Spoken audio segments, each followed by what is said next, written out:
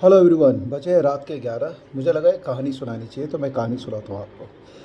तो एक गांव के अंदर में जो पंचायत होती है जिसके सरपंच, उन्होंने एक बार एक फॉरेनर को कॉल किया और कहा कि देखिए हमारे गांव के अंदर में जो ज़मीन है ना, वो ज़मीन के नीचे सोना है।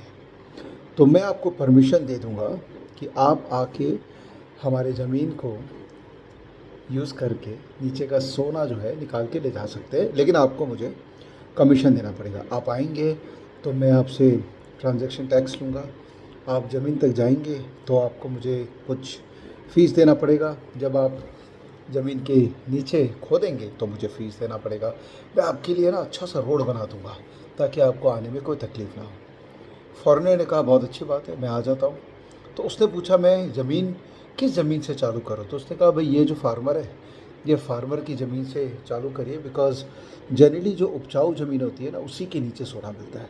तो फॉरेनर ने जो फार्मर है उससे कनेक्ट किया और उसको कहा कि देखो, वो कह तो नहीं सकता था ना कि सोना है इसके नीचे। तो उसने कहा कि मुझे ना तुम्हारी मिट्टी चाहिए, और जितना तुम मुझे मिट्टी दोगे उतना मैं तुमको एक सिक्का दूंगा। मतलब एक बाल्टी मिट्टी के अगेंस्ट मैं तुमको एक सिक्का दूंगा। तो फार्मर बड़ा खुश हो जाता है कि वाह, मिट्टी के अगेंस्ट मुझे पैसे मिल रहे हैं तो उससे अच्छा क्या हो सकता है। तो उसने चालू किया, वो एक बाल्टी मिट्टी निकालता, उसको एक सिक्का मिलता। ऐसे कर करके उसने अपनी जो पूरी ज़मीन है, जो उपजाऊ ज़मीन थी, उसकी मिट्टी को इकट्ठा करके कहीं और डाल दिया और फॉरेनर को दिखा दिया कि देखो, अब इतनी मिट्टी मैंने तुमको दे दी तो मुझे वो रेजगारी दे दो। फॉरेनर ने उसको रेजगारी दे दी और नीचे उसको दिखा सोना, और वो सोना लेके अपना निकल गया। उस फार्मर का क्या हुआ पता है? वो फार्मर ने, क्योंकि अपनी उपजाऊ ज़मीन से मिट्टी निकाल ली थी, अब वो ज़मीन वापस से उपजाऊ नहीं हो पाई। तो कुछ चंद पैसों के लिए उस फार्मर ने अपनी ज़मीन को ख़त्म कर दिया, और वो जो पंचायत के जो हीरो हैं, वो अपना पैसा आराम से बना लिए। उनको कोई भी तकलीफ़ नहीं हुई। फॉरेनर कुछ पैसा उनको दे के चला गया, लेकिन जो बड़ा पैसा है, जो मोटा पैसा जो है, वो फॉरेनर लेके चला गया। फॉरेनर इसमें क्यों समझदार रहा? क्योंकि हमारे घर के अंदर में जो भेदी था, जो पंचायत का हेड था, उसने वो काम किया जो उसको पता था कि एक फार्मर के लिए काउंटर प्रोडक्टिव हो सकता है, घातक हो सकता है, लेकिन उसने वो काम कर डाला क्योंकि उसको तो अपने फीस से मतलब था। आप इशारा समझ रहे होंगे, ये स्टोरी का नैरेटिव समझ पा रहे होंगे। दोस्तों, आज के डेट में जो ये जो ऑप्शंस ट्रेडिंग के अंदर में काम हो रहा है, स्पेशली जो एक्सपायरी के अंदर में 300 पॉइंट निफ्टी की वॉलेटिलिटी, लास्ट आधे घंटे में कुछ भी हो जा रहा है। और एक जो रिटेल इन्वेस्टर है जो दूर दूर के ऑप्शंस को बेचता है, स्टॉप लॉस नहीं रखता है, उसको लगता है कि बेच के छोड़ देना। उनको एक्चुअल में ये ऑप्शंस ट्रेडिंग की कला ठीक से आती नहीं है। उनको लगता है फ्री का पैसा है, ले लो।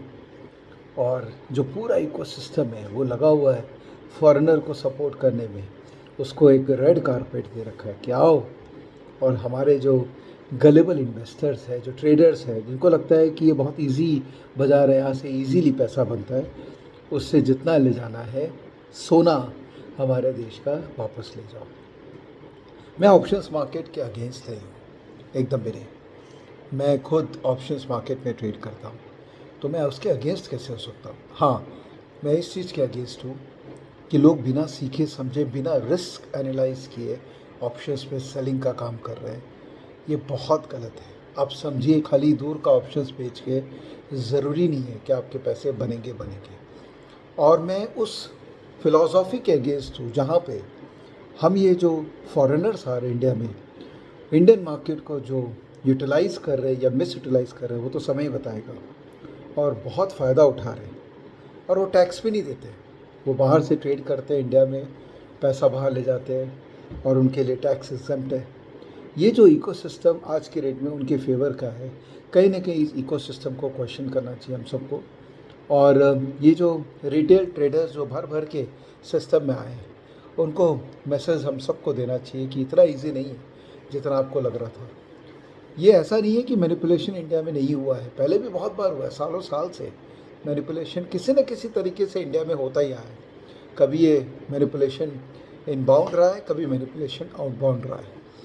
तो it is the responsibility of the individual trader to be mindful of what we are doing. अगर आप बिना सोचे समझे ऑप्शंस जैसे घातक इंस्ट्रूमेंट में ट्रेड कर लेते हैं विदाउट माइंडफुलनेस, तो आपका पैसा लगेगा ही, आपका पैसा बनने का कोई गुंजाइश नहीं है। बिकॉज फॉरेनर्स तो इंडिया के अंदर में आते गए हैं और इंडिया को लूटते गए हैं, सालों साल का हिस्ट्री है।